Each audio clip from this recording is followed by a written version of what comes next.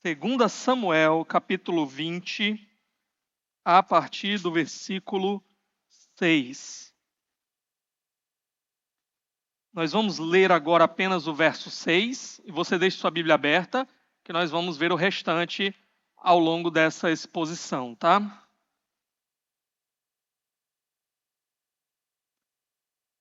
Diz assim a palavra de Deus.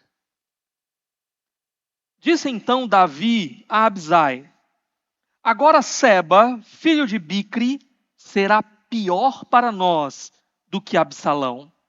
Chame os meus soldados e persiga-o antes que ele encontre alguma cidade fortificada e depois nos arranque os olhos. Até aqui, vamos orar. Senhor, obrigado pela tua palavra. Me dê graça, Senhor, para mais uma vez proclamar a tua palavra aqui para o teu povo. Me ajude a ser fiel à tua palavra.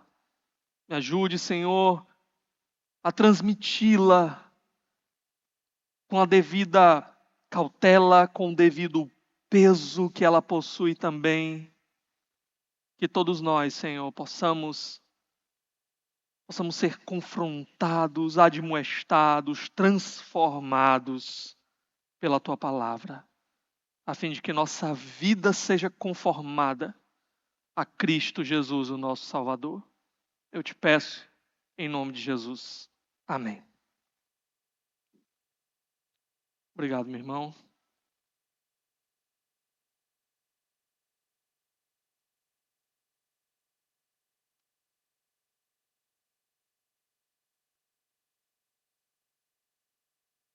Eu creio que todos aqui já devem ter ouvido a palavra escrúpulo sendo usada pelo menos alguma vez. Mas a pergunta para nós é: o que significa a palavra escrúpulo? O que significa ter escrúpulos? Você já parou para pensar sobre isso? A ideia de ter escrúpulos tem a ver com um determinado cuidado, uma determinada preocupação e até hesitação antes de você tomar uma decisão, antes de você fazer algo, falar algo. Esse cuidado é acerca de aquilo que eu vou fazer, aquilo que eu vou falar. É certo? É errado? É bom? É mal? Prejudica outras pessoas? Eu vou estar violando os direitos de outras pessoas? Eu vou estar machucando outras pessoas? Escrúpulo tem a ver com essa atitude, de frear, de parar, de pensar, de refletir antes de tomar uma decisão. O inescrupuloso, portanto, é aquele que não para pensar. É aquele que simplesmente faz o que ele quer. Se ele acha que o beneficia, ele vai lá e faz. E ele passa por cima de tudo, passa por cima de todos, sem nem doer na consciência, sem nem titubear. Ele está pronto para fazer o que ele entende que precisa ser feito em seu próprio benefício. Esse é o inescrupuloso. E hoje eu quero falar para vocês sobre o tema o perfil de um inescrupuloso. Mas antes da gente entrar nesse tema aqui, o que foi que a gente já viu até agora nos nossos estudos de 2 Samuel? Nós vimos o surgimento de um homem chamado Seba. Ele é o filho de Bicri. Ele aproveitou uma confusão entre as tribos de Israel, quando Davi, depois de ter derrotado o exército de Absalão, seu filho, Davi está agora voltando, ele tinha fugido, né? E ele está agora voltando para Israel, ele está voltando para o seu trono em Jerusalém, a tribo de Judá o recebe, uma parte das outras tribos consegue chegar lá para recebê-lo também, mas então há uma discussão. Por que Judá acha que tem que ter o privilégio, tem mais direito sobre o rei? As outras tribos começam a dizer, nós somos maiores, nós temos mais números, nós somos 10, Judá é apenas um. Começa uma confusão ali, e um camarada chamado Seba, da tribo de Benjamim, ele se levanta. O texto diz que ele é um filho de Belial, ele é o pior tipo de gente que você possa imaginar. Ele não tem nada a ver com as coisas de Deus, ele não tem qualquer interesse com as coisas de Deus. Esse homem se levanta, ele toca uma trombeta. Eu não vou fazer aqui de novo como é que é a trombeta, né? Outra vez eu fiz, teve gente que se assustou, pensou que era o arrebatamento. Mas ele toca uma trombeta e ele diz assim, olha, nós não temos nada com esse Davi, com esse filho de Jessé, vamos embora. E ele tenta então tomar ali uma posição de liderança, tá? Ele quer ser rei. Bom, diante desse cenário, dessa nova ameaça, Davi, ele mandou que Amasa, o novo comandante do seu exército, ele reunisse as tropas de Judá para que eles pudessem ir atrás de Seba antes que fosse tarde demais para resolver esse problema. Ele deu 3 dias para Amasa reunir essas tropas, mas Amasa não conseguiu fazer isso em 3 dias. O ponto agora é, será que Amasa é um comandante incompetente? Ou será que Amasa, ele não é leal a Davi? Porque ele foi comandante do exército de Absalão, quando Absalão se levantou contra Davi. E ele então talvez esteja dando tempo para o inimigo agir contra Davi. O fato é, Davi não pode mais esperar. Os 3 dias se passaram e ele não pode mais esperar. O que ele vai fazer agora? É nesse processo então de luta contra Seba que um homem vai se destacar. E nós vamos ver nesse homem 3 características de alguém inescrupuloso, ok? E a primeira dessas características é a insubmissão. Um homem inescrupuloso, ele é insubmisso. Ele só se submete aos seus próprios interesses. Vamos dar uma olhadinha novamente aí no verso 6. Diz assim, disse então Davi a Abisai, agora Seba, filho de Bicre, será pior para nós do que Absalão. Chame os meus soldados e persiga-o antes que ele encontre alguma cidade fortificada e depois nos arranque os olhos. Pronto. Davi não pode mais esperar. Amasa não resolveu o problema, ele não juntou o exército, então ele chama Abisai. Quem era Abisai? Ele era sobrinho de Davi, ele era irmão de Joabe, ele era filho de uma irmã de Davi chamada Zeruia, e ele era o comandante do exército particular de Davi. Então você tinha um exército maior de Judá, mas você tinha também a guarda pessoal do rei, o exército pessoal de Davi. Então Abisai é esse comandante desse exército, ok? O que mais que acontece aqui? Joabe, o seu irmão, era o comandante do exército maior, mas depois da batalha contra Absalão, a gente viu que Joabe matou Absalão. Davi tinha dito, não mate o meu filho Absalão, traga-o ele vivo. Joabe matou Absalão. Então Davi parece que juntou 2 coisas numa só. Ele aproveitou para tirar Joabe do cargo de comandante do exército maior e dar esse cargo para Amasa, para assim ele mostrar para as tribos de Israel o seguinte, olha, eu estou disposto a fazer reconciliação. Até Amasa, que tinha sido comandante do exército inimigo, eu estou chamando ele para o meu lado e eu estou deixando ele ser comandante do exército. Detalhe, Amasa, ele era sobrinho de Davi também.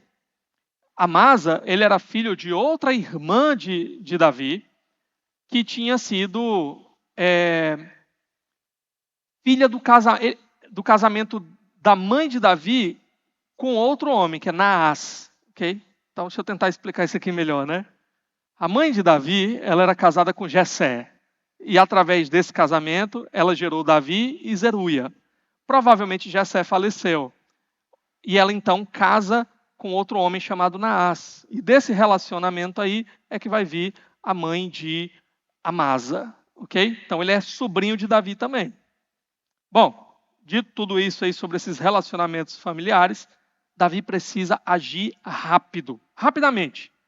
Se houvesse tempo aqui, se ele desse tempo para Seba, esse conseguiria encontrar uma cidade murada, fortificada. Ali ele teria defesa, ele teria tempo para se organizar, ele poderia montar as suas estratégias, montar o seu exército de uma maneira mais tranquila, e aquilo acabaria se tornando uma grande ameaça para Davi. Davi vê aqui Seba como um novo Absalão. Ele tem poder para ser um novo Absalão, mas talvez ainda pior. A gente sabe que Absalão, o plano dele era matar Davi. Ele queria chegar lá, matar Davi e trazer o povo de volta. Mas Davi olha para Seba como alguém que talvez quisesse fazer outras crueldades. Ele quisesse incapacitar as pessoas e escravizar todo mundo. Ele diz aqui, senão ele vai se aproveitar, nos capturar, furar os nossos olhos. Essa é a ideia aqui. Bom, então, notem um detalhe. Apesar do atraso de Amasa, de ele não ter conseguido fazer tudo dentro dos 3 dias, ele permanece no cargo. Nós vamos ver que Davi não o remove do cargo. Amasa não deixa de ser o comandante do exército, não é rebaixado aqui, mesmo numa situação urgente como essa. Esse é um ponto importante para nós, depois nós vamos pensar mais a respeito. Olha comigo o verso 7. O texto diz assim: Assim, os soldados de Joabe, os queretitas, os peletitas e todos os guerreiros saíram de Jerusalém para perseguir Seba, filho de Bicri. Irmãos, tem um detalhe aqui. Às vezes a gente faz uma leitura rápida e a gente não percebe os detalhes, tá? Nota uma coisa. Eu falei para vocês que a guarda particular de Davi, essa guarda, ela estava debaixo da autoridade de Abisai. Essa guarda, ela era composta por algumas pessoas de fora da tribo de Israel, inclusive. Então, quando ele fala aí dos peletitas, etc., ele está falando dessa guarda particular, ok? Bom, tem algo estranho nesse versículo 7. Essa guarda, ela é chamada de quê aqui? Olha comigo de novo. Assim, os soldados de quem? Não é para ser os soldados de Abisai, a quem Davi chamou, para quem ele deu a ordem? Por que esses soldados aqui estão sendo chamados de soldados de Joabe? Lembra, Joabe é irmão de Abisai. E ao que parece, Abisai, ele reconhece Joabe como seu superior. Ele se submete ao próprio Joabe aqui. E o autor já está antecipando algo para nós. Esse desejo de Joabe de voltar a ser o comandante sobre todo o exército. Tem um detalhe interessante no verso 6, que ele diz assim: Disse então Davi a Abisai: Agora Seba, filho de Bicri, será pior para nós que Absalão. Chame os meus soldados. Na minha versão diz assim, os meus soldados. Literalmente aqui, talvez na sua versão, se ela for diferente, ela vai dizer assim, reúna os soldados do seu senhor. Claro que Davi está dizendo o quê? Quem são esses soldados do seu senhor? Soldados de Davi. Davi é o senhor de Abisai. Ok? Só que agora, no verso 7, os soldados do seu senhor são chamados de os soldados de Joabe. Então, quem é o verdadeiro senhor de Abisai? É Davi? Nesse caso aqui, o verdadeiro senhor de Abisai está sendo Joabe. Ele deixou Joabe assumir completamente esse controle aqui. Então, Seba quer ser rei. Davi olha para ele e vê, um novo Absalão, mas tem outra pessoa aqui se colocando no lugar de Davi. Quem é essa pessoa? Joabe. É Joabe que está no lugar aqui do Senhor, de Abisai, no lugar de Davi. Nós já vimos em outras mensagens, quando falamos sobre Joabe, que Joabe ele é aquele tipo de gente que ele só segue as ordens de Davi quando convém para ele. Nota, Davi é o rei.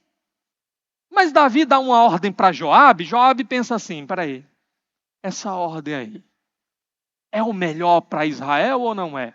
É. Então vou seguir. Não, discordo do rei. Acho que essa ordem aí, ela vai trazer mais problema para Israel. Então vou fazer do meu jeito. Joabe é assim. Já vimos ele fazer isso diversas vezes. O fato é, ele acha que é ele que tem que decidir o que é melhor ou o que é pior para Israel.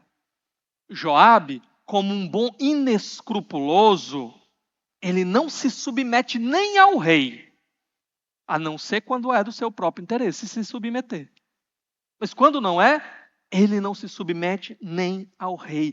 A sua vontade é que importa. Por dentro, ele é que é o rei. Ele é o rei de tudo. Porque no final é a vontade dele que tem que prevalecer. Tem muito Joabe, né, por aí. O mundo todo tem que se curvar diante de mim. A minha vontade tem que ser feita sempre.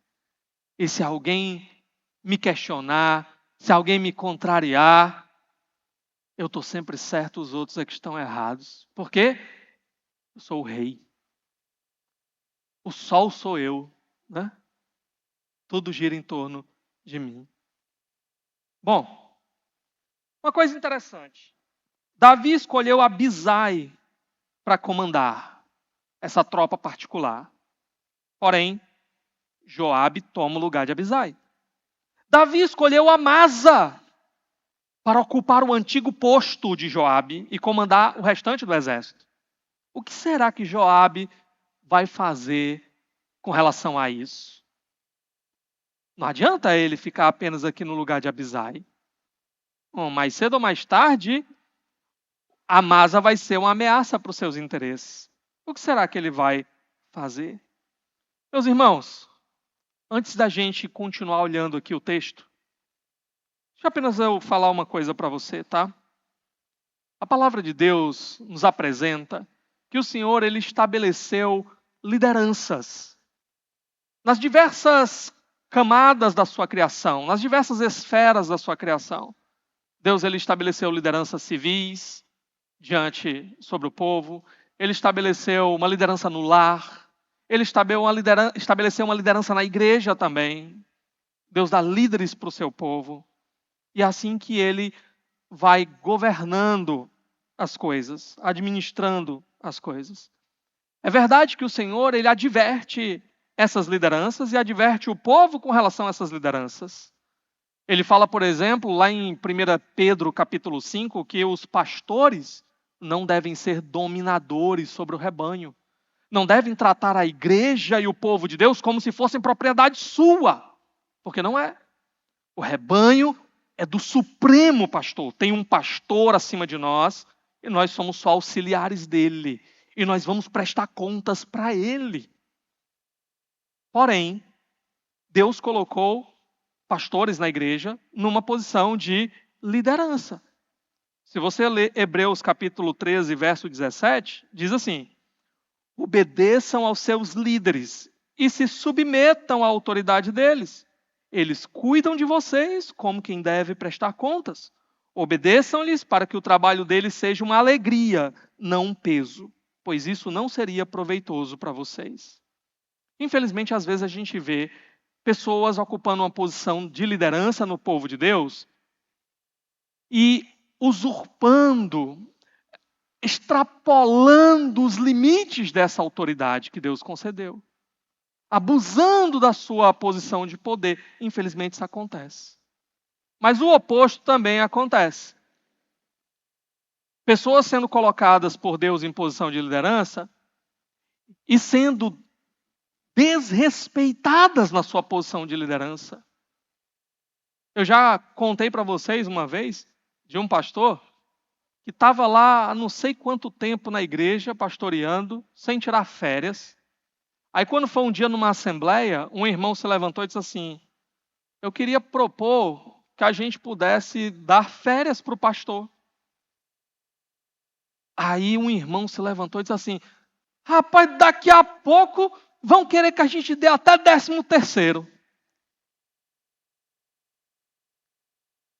Olha o finalzinho do que o autor de Hebreus disse: obedeçam-lhes para que o trabalho deles seja como uma alegria, não um peso, pois isso não seria proveitoso para vocês. Será que o serviço daquele pastor naquela comunidade estava sendo uma alegria ou um peso? Então nós temos essas duas realidades. Alguns abusam do poder, outros são rejeitados na sua autoridade, na sua posição de liderança. Um outro detalhe aqui é que toda liderança ela está submissa a uma liderança maior. No caso, os pastores possuem o supremo pastor acima deles. Então, os pastores, eles não podem falar o que eles quiserem. Eu não posso chegar para um irmão aqui e dizer assim: irmão, é o seguinte, a partir de agora, eis que eu te digo, meu servo, né? A partir de agora, tua casa será verde cana. Vai chegar em casa, você vai pintar lá de verde cana. Por quê? Porque eu sou autoridade. Olha aí. Toda autoridade está submetida a Deus e à palavra de Deus. Deus disse, em algum lugar na palavra dele, que os pastores iam escolher qual é a cor da parede da casa dos membros? Não disse. Então aqui eu estaria extrapolando a minha autoridade. Ok? Agora, se eu chego para alguém e digo assim: meu irmão, vamos olhar aqui o que a palavra de Deus diz. Você entende que a palavra de Deus está dizendo que você está pecando? E mostrar com clareza. A pessoa agora deve se submeter a essa autoridade? Sim. Porque ela está revestida da autoridade do Senhor. Ok? Então, o ponto aqui é: Deus havia estabelecido como autoridade sobre Israel Davi, não Joabe. Mas Davi se submete à autoridade estabelecida pelo Senhor? Não. Ele é insubmisso. Infelizmente, meus irmãos, muitas vezes nós vamos encontrar pessoas insubmissas. O inescrupuloso, ele é insubmisso. Ele está pronto para passar por cima de todo mundo. Por que teria alguma autoridade sobre ele capaz de frustrar os planos dele? Nenhuma.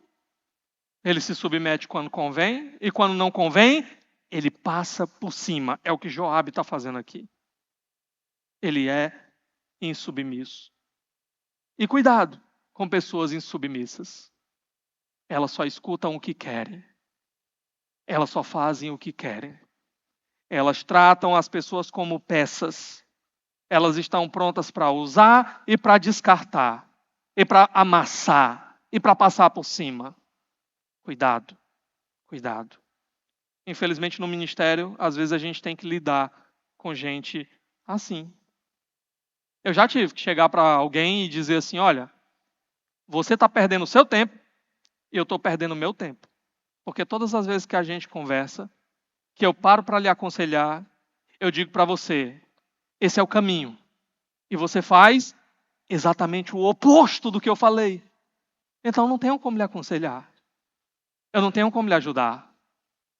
Se para você a melhor ideia é o oposto do que eu tenho a dizer, então não tenho mais o que eu fazer.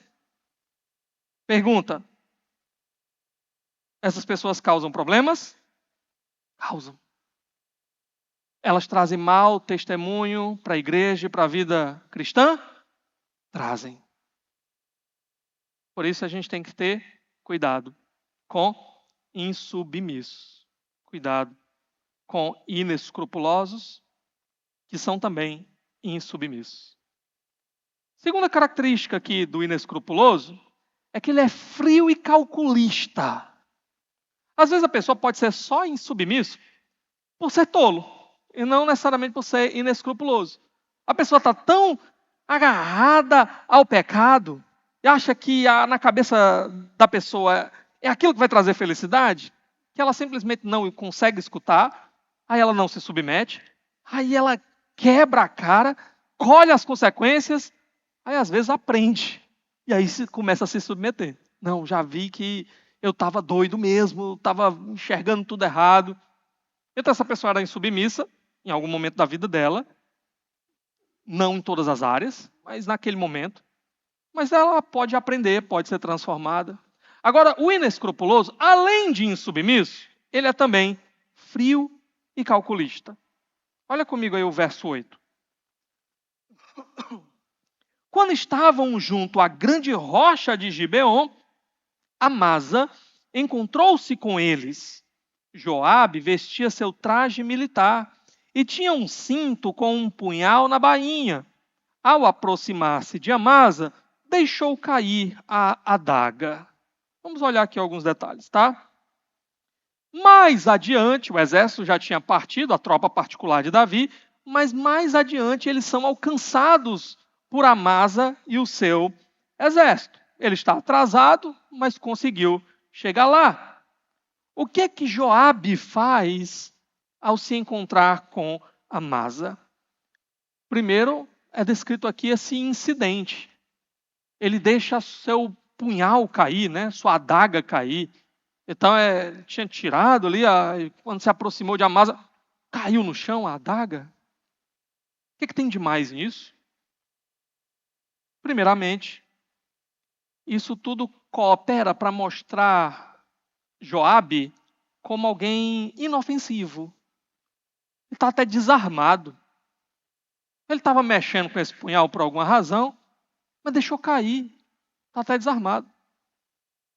Mas tem mais coisa. Olha comigo o verso 9. Ele se aproxima do Amasa e diz: "Como vai, meu irmão?", disse Joabe, pegando Amasa pela barba com a mão direita para beijá-lo. Ele trata Amasa com extremo afeto, com carinho. Ele o chama de irmão. Eles são primos, eu já disse isso para vocês. Então, eles são da mesma família. E então, não era comum essa forma de tratamento. O homem pega aqui pela barba, né? Puxa aqui para dar o beijo no rosto. Mas entre familiares próximos, isso era comum e demonstrava muita afeição. Então, ele trata aqui realmente com um cumprimento muito familiar. Pega na barba para dar um beijo nele. O que mais? Olha o verso 10.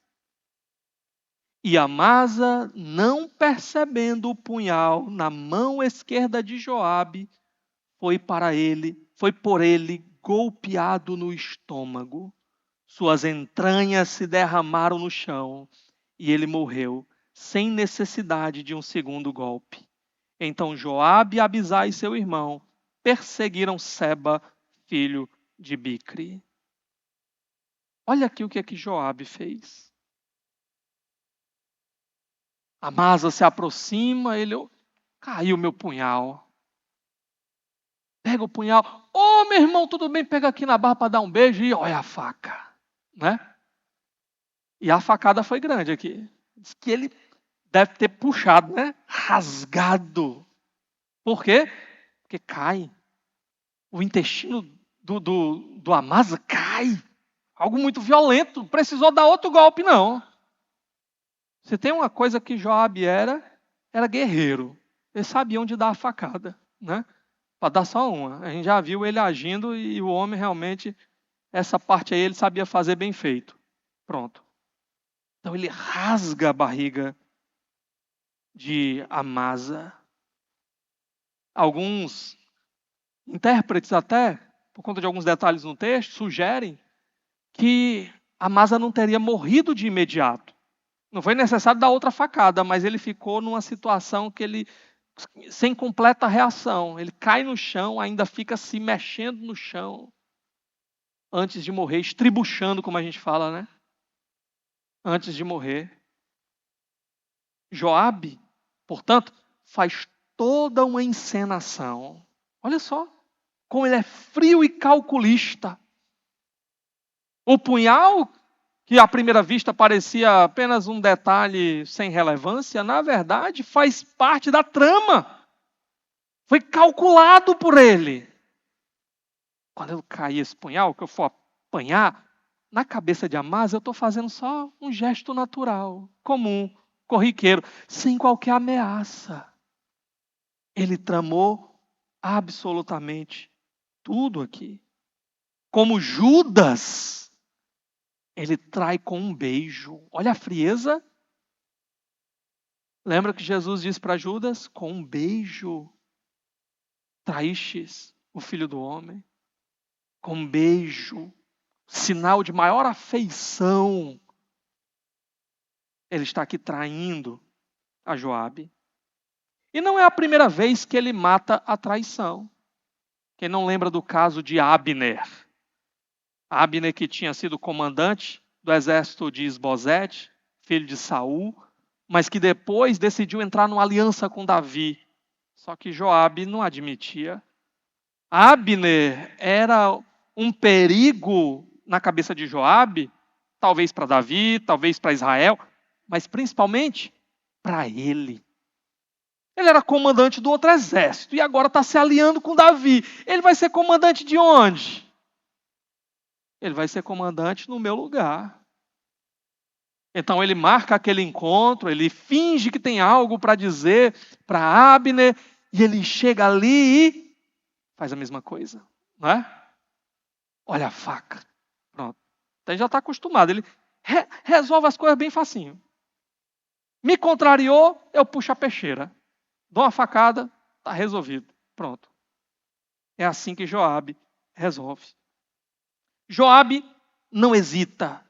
Ele é frio e calculista. Ele é inescrupuloso. Ele nem pensa duas vezes. Ele só planeja o que ele tem para fazer. E como ele atingiu o objetivo dele.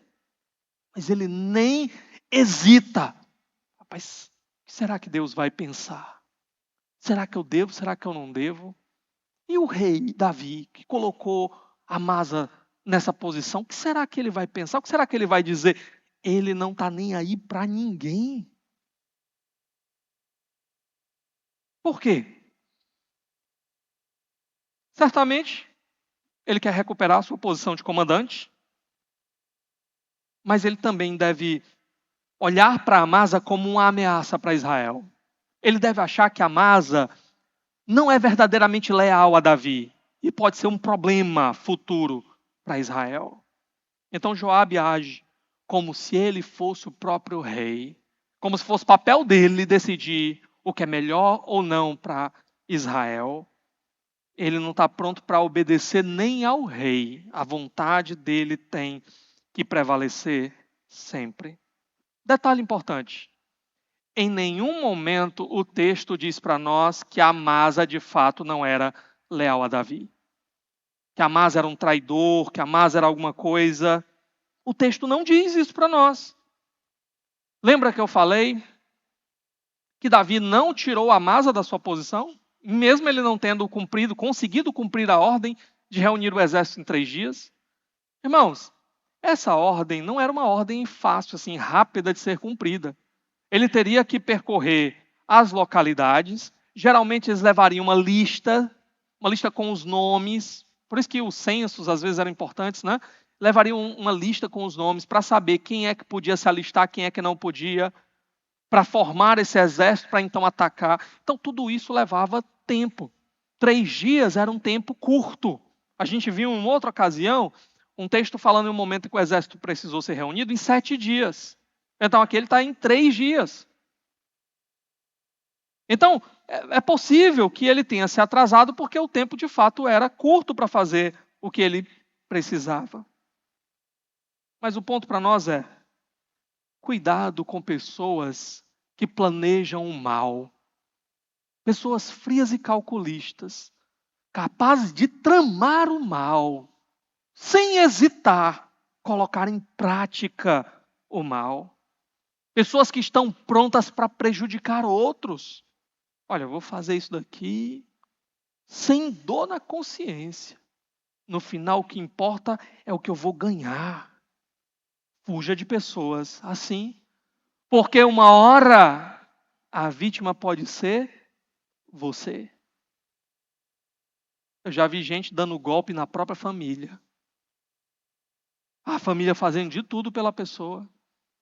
E a pessoa dando golpe na própria família.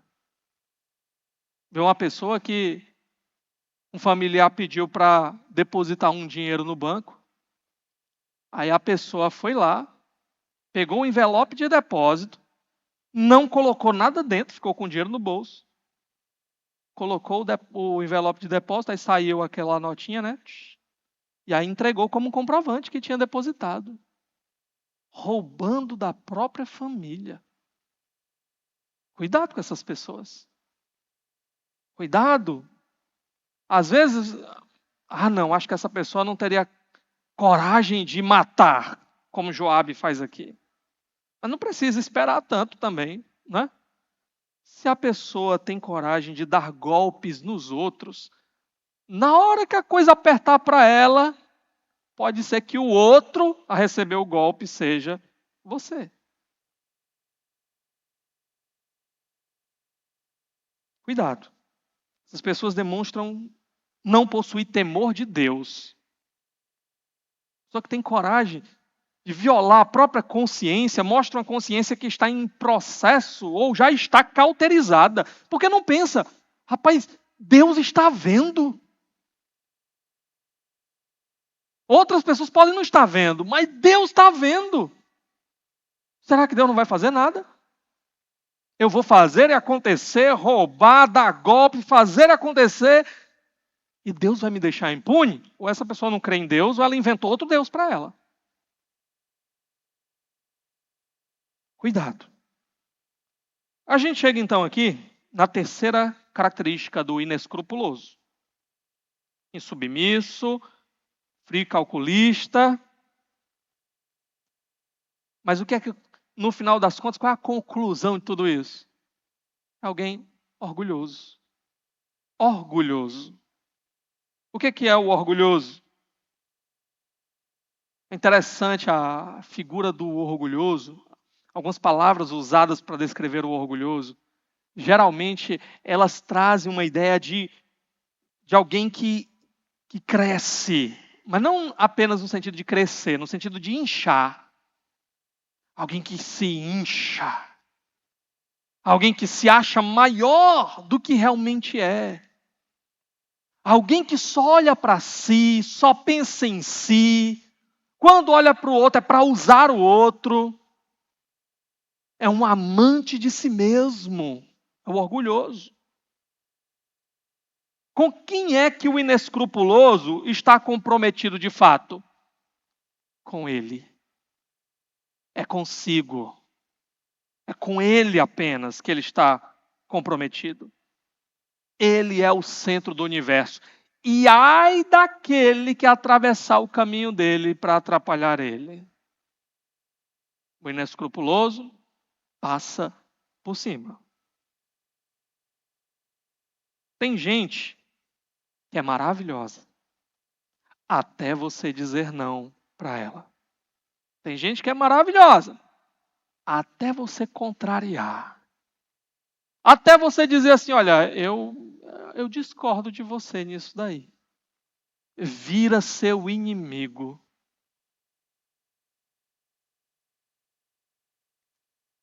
O pior, irmãos, é que o inescrupuloso, geralmente, ele dá indícios para nós. A gente vai vendo. A gente vê como ele age com os outros. A gente vê como ele age até com quem está perto dele. Como ele age com aqueles que na frente ele trata de um jeito, mas quando estão ausentes ele trata de outro. Mas na nossa cabeça tola, o que a gente pensa? Não, mas comigo é diferente. Eu sou amigo. Aí quando você dá as costas, o inescrupuloso canta para você, né? A amizade é tudo, né? Você é meu amigo, né? Aham, tá certo. Cuidado. Olha aí os versos de 11 a 13. O texto diz assim: Um dos soldados de Joabe ficou ao lado do corpo de Amasa e disse: Quem estiver do lado de Joabe e de Davi, que siga Joabe. Amasa jazia numa poça de sangue no meio da estrada. Quando o homem viu que todos os que se aproximavam do corpo de Amasa paravam, arrastou-o para fora da estrada e o cobriu com uma coberta. Depois que o corpo de Amasa foi retirado da estrada, todos os homens seguiram com Joabe em perseguição a Seba, filho de Bicri. Pronto. Vamos olhar algumas coisas aqui.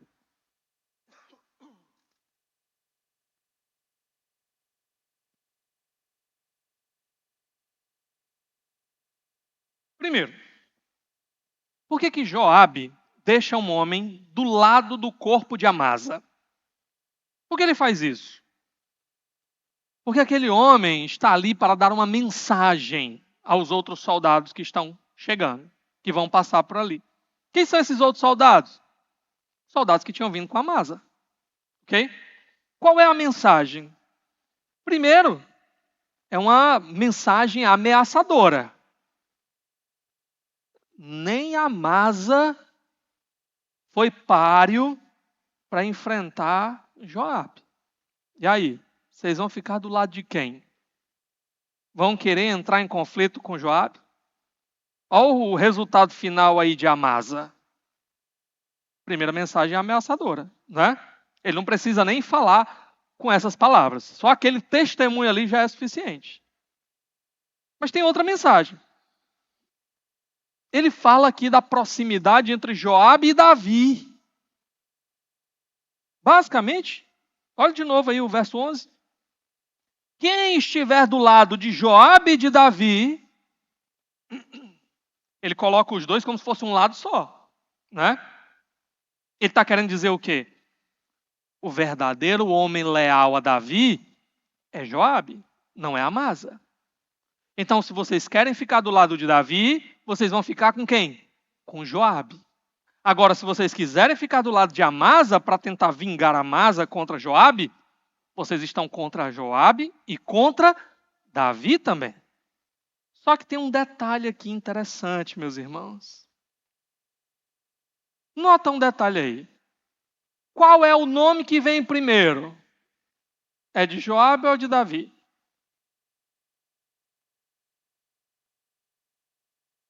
Qual é o nome que vem primeiro aí? Finalzinho. Quem estiver do lado de Joabe e de Davi. Por que ele não botou assim, ó, quem estiver do lado de Davi e de Joabe? Por que o nome dele vem primeiro? Há uma coisa interessante na língua grega, na língua hebraica, que é a ordem das palavras, geralmente ela pode ser alterada sem interferir no significado. Só que, por causa disso, quando um autor às vezes quer dar ênfase a algo, ele pega o nome e ele coloca primeiro, na ordem. Ele está dizendo ali que ele está dando o quê? ênfase àquilo. Basicamente, a gente já viu que Joabe já se colocou no lugar de Davi quando ele assumiu a posição de Abisai. Agora que ele tirou a Amasa do jogo completamente, ele coloca o nome dele primeiro do que o de Davi. Ele está em primeiro lugar. Ele é o mais importante. Joabe é que é o cara. Ele é que é o rei, embora não tenha coroa. No final das contas é quase isso. Ok? Isso mostra o orgulho de Joabe. A importância que ele dá a si mesmo. A grandeza que ele atribui a si mesmo. Tem um meme que eu vi com alguém, que eu não vou dizer quem é, que o meme tinha, era uma figurinha, né, que dizia assim, era a foto de uma pessoa, aí tinha assim, eu penso de mim mais do que devo, né? Penso de mim mais do que devo. Pronto, é Joabe. Penso de mim mais do que devo. É um orgulhoso, um orgulhoso. Não é que ele pense em, de fato, tirar a coroa de Davi e botar na sua própria cabeça. Mas o que ele pensa é o seguinte: eu é que sei o que é melhor para Israel. Agora o melhor para Israel é Davi. Mas pode ser que em algum momento não seja Davi. E sabe quem é que tem o poder para tirar a coroa da cabeça de Davi e dar para outra pessoa? Eu. E vocês acham que essa tentação vai bater na porta de Joabe? Espere um ano se passar aqui na história bíblica, tá?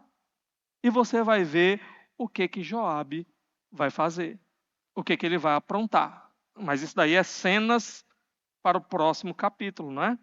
Bom, o fato é que depois da mensagem ser transmitida, já não precisa mais aquele soldado ficar ali e o corpo de Amasa ficar ali, porque está atrapalhando. Eles precisam seguir rápido para perseguir Seba.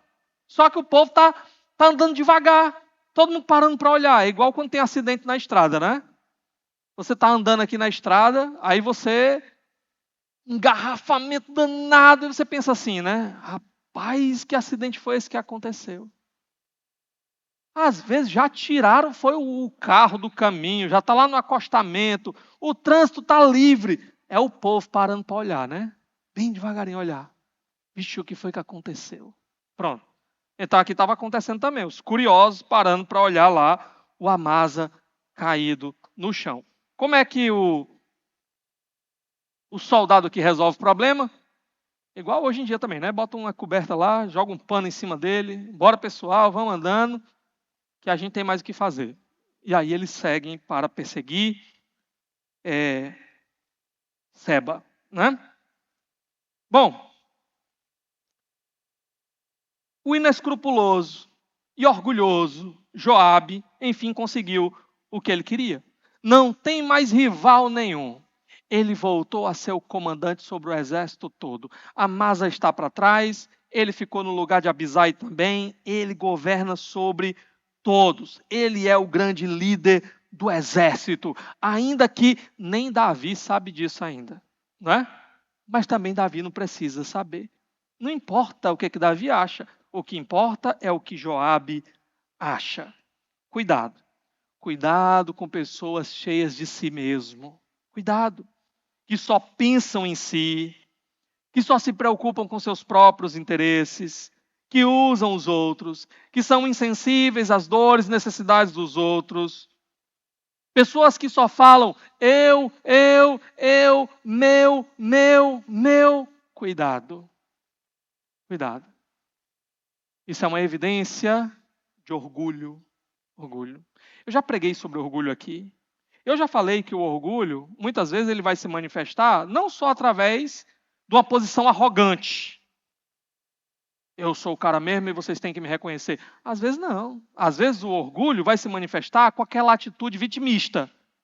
Coitadinho de mim, ai de mim, bichinho de mim, ninguém me vê, ninguém me valoriza. No final das contas, o que essa pessoa está dizendo? Eu. E a aparente tristeza dela é porque ela não recebe o devido valor que ela acha que deveria receber. É orgulho manifesto também. Cuidado. Todos nós, irmãos, fomos infectados com o vírus do orgulho. Não pense que você está imune a esse vírus, tá? Todos nós fomos infectados. Eu já vi um pastor dizendo o seguinte: olha, eu estou escrevendo um livro sobre os 10 homens mais humildes da terra. E eu estou apenas com uma dificuldade, que é encontrar outros 9 autores para escreverem comigo. Né? É muita humildade, não é não? É muita humildade. Pois é, mas não acho que você é um desses autores. Todo mundo é orgulhoso. Só eu que sou humilde. Né? Não. Todos nós somos infectados com esse vírus e precisamos lutar contra esse vírus. Precisamos negar a nós mesmos. Precisamos amar. Porque o oposto do orgulho é o amor. O orgulho só olha para si. Mas o amor exige que eu muitas vezes negue a mim. por causa do bem do outro. O amor exige que eu olhe para o outro e que às vezes eu sacrifique a mim para cuidar do outro, por amor ao outro. Todos nós precisamos lutar contra o orgulho. Precisamos desse antídoto do amor nas nossas vidas. Bom, meus irmãos, o que nós aprendemos com tudo isso? Eu já chutei 2 vezes uma garrafa aqui de baixo, mas agora eu não vou chutar mais não. Tirei ela do lugar. O que nós podemos aprender com tudo isso? Eu quero terminar essa mensagem com uma pergunta bem simples. Qual é a atitude de Jesus? Quando olhamos para Jesus, aquilo que Ele revelou de si mesmo, que está registrado na palavra de Deus para nós. Qual é a postura de Jesus? Qual é a atitude de Jesus? O apóstolo Paulo, lá em Filipenses, ele vai dizer assim, tende em vós a mesma atitude que vocês viram em Cristo Jesus. E qual é a atitude de Jesus? Jesus é um inescrupuloso? Longe disso. Quando olhamos para Jesus, nós vemos que Jesus foi um filho submisso ao seu Pai. Ele se submeteu ao Pai no plano da redenção. Quando olhamos para Jesus, nós vemos que Ele não olhou só para os seus próprios interesses. Filipenses, Paulo vai dizer exatamente isso para nós. Sejam como Jesus, que não olhou só para os seus interesses. Jesus, Filipenses vai dizer, sendo Deus, não usou como usurpação ser igual a Deus. Ou seja, Ele não olhou para os privilégios que Ele tinha enquanto Deus e achou que era algo a que Ele deveria se agarrar. Eu me fazer homem, para ir para uma cruz, nascer numa família pobre, numa cidade pobre, Jesus não olhou para os seus próprios interesses. Sendo rico, Paulo vai falar isso em 2 Coríntios. Ele deixou a sua glória, ele se fez pobre. Jesus olhou para os nossos interesses.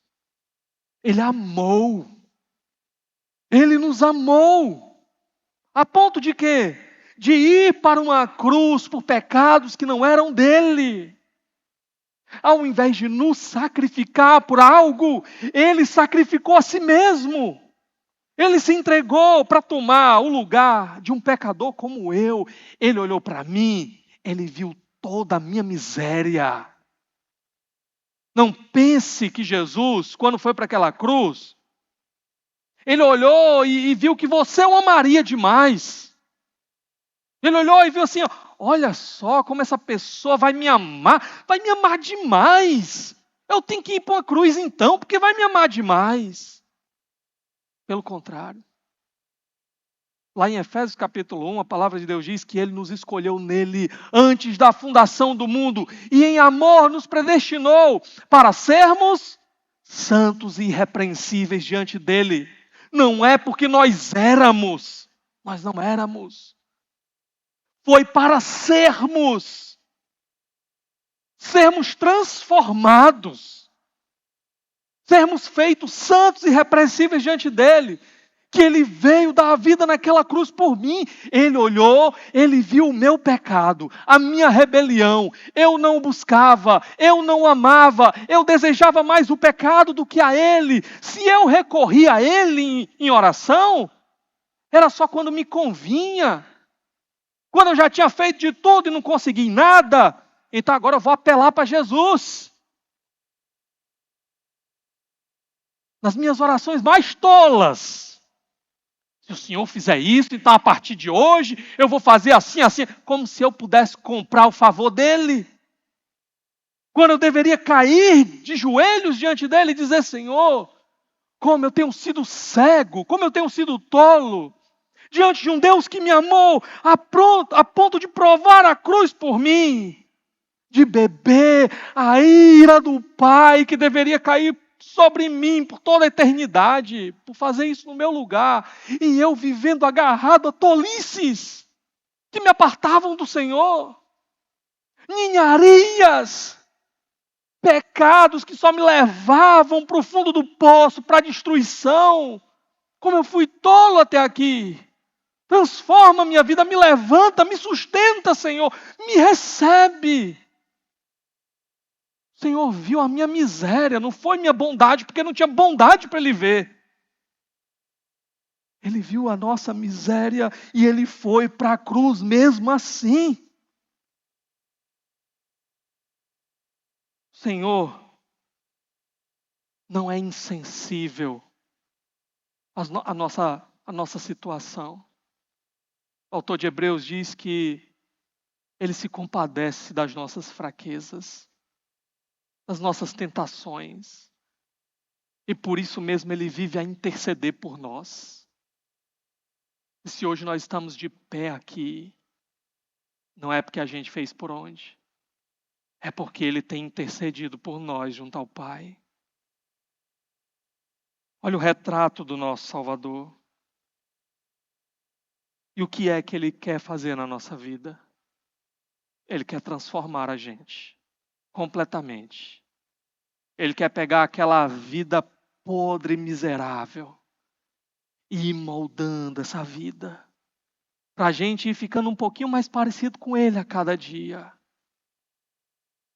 Nós nunca daríamos conta de chegar diante dele e dizer assim, Senhor, agora eu estou pronto. Agora pode me receber aí que eu estou pronto. Quando a gente não valia nada, quando a gente não merecia nada, quando só tinha pecado em nós, para que Deus nem olhasse para nós, virasse o rosto para nós. Ele decidiu nos amar, enviar o Filho dele para morrer numa cruz, enviar o Espírito Santo para transformar a nossa vida e nos fazendo um passo de cada vez um pouquinho mais parecido com o Filho dele, um pouquinho mais parecido com Jesus. Nós é que éramos inescrupulosos. Nós é que éramos indignos. E o Senhor nos amou e quer nos transformar. O que eu posso fazer agora? Primeiro, reconheça a sua situação diante dele. Concorde com ele. Examine o seu coração e lute contra a justiça própria. Lute com a tentação de ficar se comparando com os outros. Porque quando a gente se compara com os outros é fácil. A gente só pega o que é ruim dos outros. Eu sou pecador, mas também pecador igual fulano, igual... Não, aí também já é demais. Eu pelo menos não faço isso, não faço aquilo outro. Sabe qual é a sua posição? A do fariseu que não recebeu perdão. Lembra o fariseu, o publicano? Quem foi que voltou para casa justificado? Perguntou Jesus. Foi o fariseu que disse, ainda bem que eu não sou pecador igual esse publicano. Foi o publicano que batia no peito e dizia para o Senhor, tem misericórdia de mim, pecador, Senhor. A primeira coisa que a gente precisa é reconhecer a nossa miséria. Porque o Senhor não veio para os sãos, Ele veio para os doentes. E se eu quero a graça dEle, eu tenho que enxergar que eu estou doente pelo meu pecado. E ao reconhecer a nossa miséria, nós estendemos as mãos de graça para o Senhor. Nós estendemos as nossas mãos em busca da sua mão de graça. E clamamos a Ele, tem misericórdia de mim, Senhor. Recebe a mim, Senhor. Transforma a mim, Senhor. Livra-me dessa velha vida. Me faz um novo homem. Me faz uma nova criatura. Tem misericórdia de mim, Senhor. Essa é a única reação possível. É a única coisa que nós podemos fazer nesse momento. É bater diante do seu trono de graça. E sabe o que Ele nos prometeu? Aquele que vier a mim, de maneira alguma, lançarei fora. Nós possamos correr para o Senhor, meus irmãos. Vamos orar?